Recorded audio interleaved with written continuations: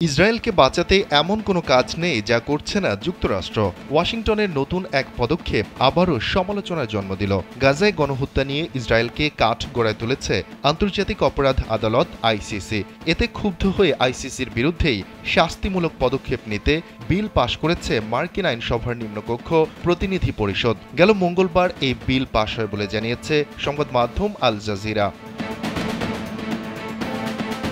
প্রতিবেদনে বলা হয়, প্রতিনিধি পরিষদের সংখ্যাগরিষ্ঠ দল রিপাবলিকানদের সঙ্গে ৪২ জন ডেমোক্রেটও আইসিসির বিরুদ্ধে ওই বিল পাশের পক্ষে ভোট দিয়েছেন, যার ফলে ২৪৭ ভোটে বিলটি পাশ হয়েছে। বিলের বিপক্ষে ভোট পড়েছে ১৫৫টি।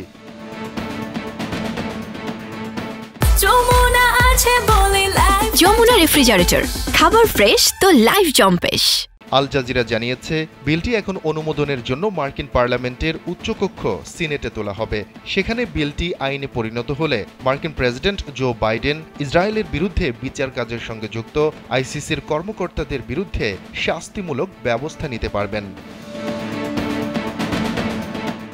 যদিও বিশ্লেষকরা মনে করছেন এই বিলটি আইনে পরিণত হবে না, তবে যদি আইনে পরিণত নাও হয় তবু ইসরায়েলের প্রতি মার্কিন কংগ্রেসের অকুণ্ঠ সমর্থনের আরেকটি দলিল হয়ে থাকবে এই বিল। সপ্তাহখানেক আগে আইসিসির প্রধান কৌঁসুলি করিম খান ইসরায়েলের প্রধানমন্ত্রী বেনিয়ামিন নেতানিয়াহু এবং দেশটির প্রতিরক্ষা মন্ত্রীর বিরুদ্ধে গ্রেফতারি পরোয়ানার জন্য আদালতের কাছে আবেদন করেন। সে সিদ্ধান্তে ক্ষুব্ধ হয়েই আইসিসির বিরুদ্ধে বিল পাশ করতে উঠে পড়ে লেগেছিল প্রতিনিধি পরিষদ।